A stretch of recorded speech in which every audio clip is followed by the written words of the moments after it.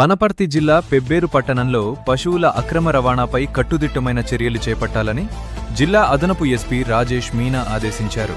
శనివారం మే 16, 2026 Pebbair police station పరిధిలో ప్రతివారం నిర్వహించే పశువుల సంతను, జాతీయ రహదారి సమీపంలోని పోలీస్ చెక్పోస్ట్ను ఆయన ఆకస్మికంగా తనిఖీ చేశారు.